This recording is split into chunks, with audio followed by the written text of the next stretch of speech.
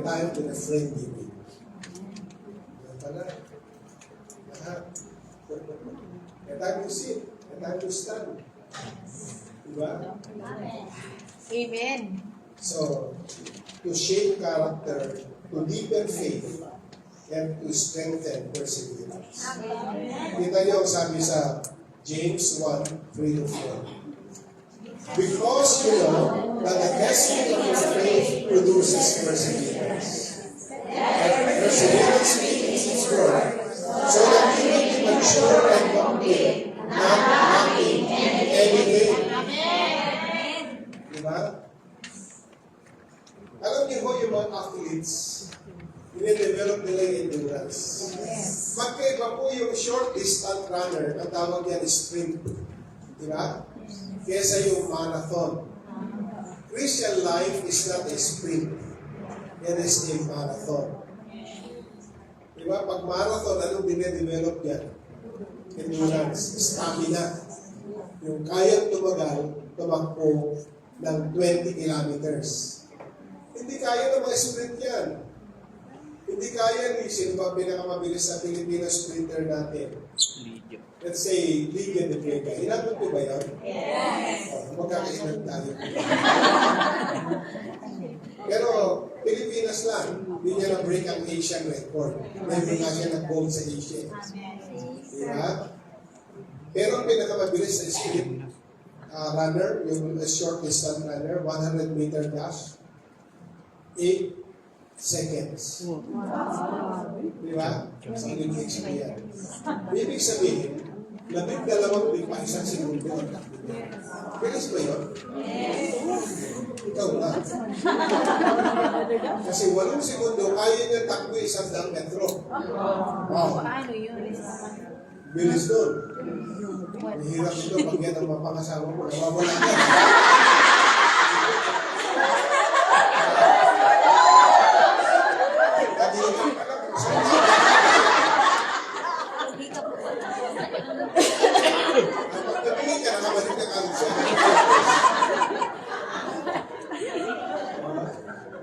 Kasi ibig sabihin, hindi dapat hihina ang kanilang endurance sa 100 metro. Ma-maintain nila yung bilis na yun. Hindi sila pwede sa marathon. Kasi sa marathon, kung 20 kilometers yan, baka 2-3 oras yan tinatakbo. O baka 1 oras yan ang record. Kasi hindi mo kailangan mabilis agad. Kung 50 kilometers yan, medyo bagal-bagal lang, mga pacing lang muna yan. Di ba? And along the way, may nagbibigyan ng tubig. Pero pag sprint, mabilisan. Ang buhay natin, marathon. Yes. Oh, hindi microwave. Ito ay fresh. Ito ano to? Yung long soup.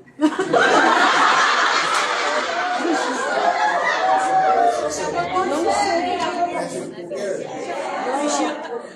Slow cooker.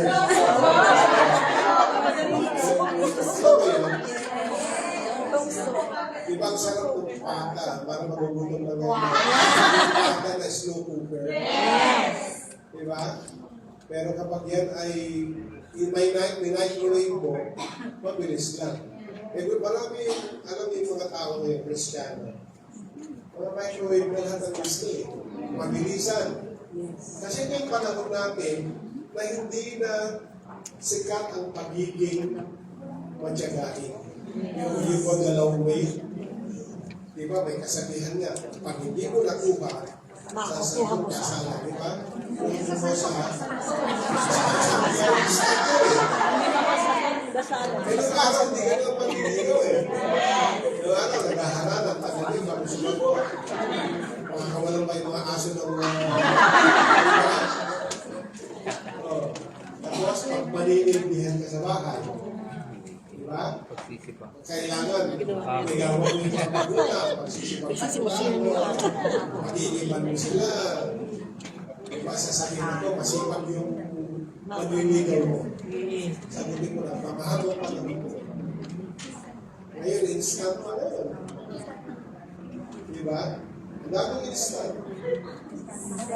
Kung araw gusto mo magkape, kailangan mo magpitas ka muna ng coffee bean. Bilat para maghiwalay ang balat sa bean mismo. Saka mo isagan. Saka mo bayuhin. Saka mo salain. Saka ka pala magpapainit ng tubig.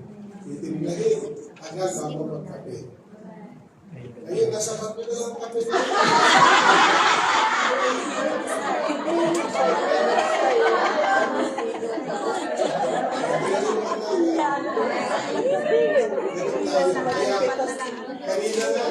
Kanina, nandun ako sa bangko, Sabado. Deposit ako. Mag-isa lang ako kasi Sabado ka naman. Alas 9 pa ako pumunta. Diba? Kasi habol ako dito dahil nagagawin ako sticker sa mga. So, nauna ako. Pero may nauna sa akin na medyo mahaba ang transaction niya. So, anytime matapos yun eh. Ako na ang kasunod eh. May sumunod sa akin. Alam mo ilan nung sumunod? Siguro mga 70 siguro. Babae. So, habang nakatayo ako, nagdesa sa likod ko, ako nang kasunod, siya yung maraming sinasabi yung chicken yung may niya ulang. Siguro, interpretation ko lang. Dami na ng transaction nito. Pero tingnan mo na pangalawa ka na eh. Diba? Ako naman short lang yung transaction ko eh. Ako na. Ay, ako na. Mas malakas yung ano na. Yung reklamo niya. Until umalis siya sa linya, sa pila. Siya na. Pero umalis pa rin siya sa pila. May pila ba wala? Nag-iisya siya sa pila. Magandang kasunod. Solo niya yung apat na counter. Pero pagtingin ko na wala siya. Nakaut ko doon, lalo nagdadabulan lang. Kaya, Walang patient. ikaw nakasunod, nainip ka ba? Hindi ka galing sa malamang mahabang pila. Kung pang 15 sana siya, tapos siya na. Kung dadabog siya na, kung pang 15 siya, may edad na siya eh. Kaya ako nakasunod kasi eh. At ako na yun na-entertain, ibig sabihin, di ba pag ikaw nakasunod, excited ka na kahit 1 hour ka naghintay. Diba? Pupunta kayo sa konsulado. Mahal mapila. Amen. Kung may pinsa, meron ka habang, grabe. Grabe. Pero pag ikaw na, parang na-exam yung lahat ng pangit. Yes, ako na. Bulan ko kayo ng picture.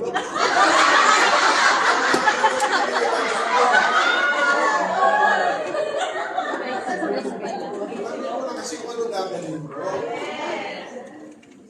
Ikaw na, nakulang ka na. Ako na, may appointment ko kayo, wala kailangan ba po? Malungkot kang aalis.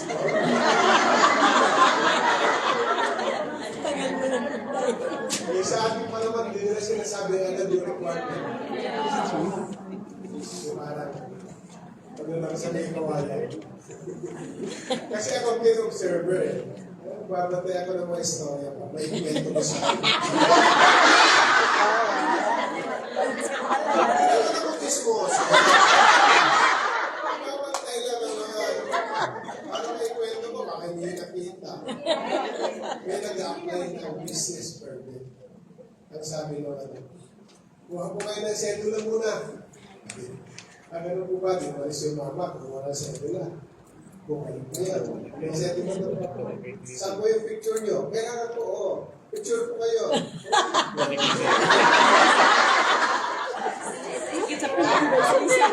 May picture na siya. Nasaan po yung form nyo? Kailangan Kailangan po kayo. Kaya sabi, ba't naman kasi pag-isa-isa? In-install nyo na po lang. Amen. Parang kawawa naman itong mga Sabihin mo daw. Kuha na siya, may sedula na siya.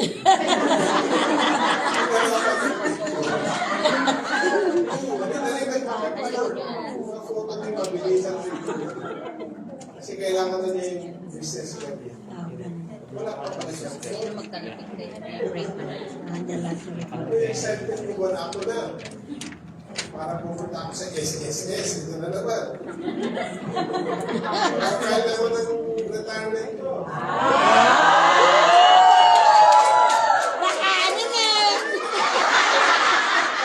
Hindi tinanggap eh. Kasi pagdating ko doon, ito naman ako.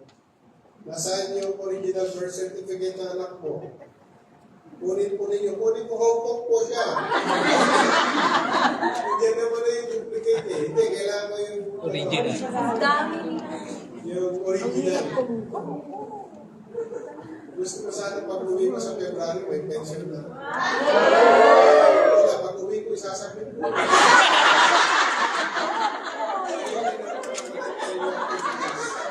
Live pa po kayo ng ATM.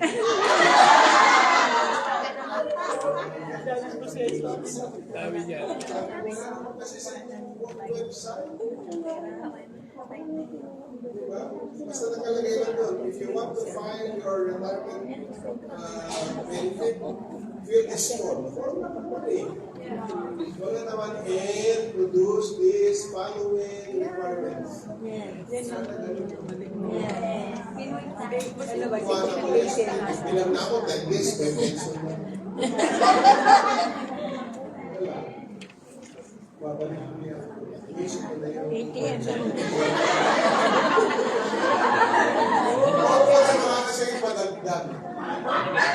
Pwede na kasi lang may certificate, pati birth certificate, pinagbabalik naman lahat. Kung ano yung hindi ko dala.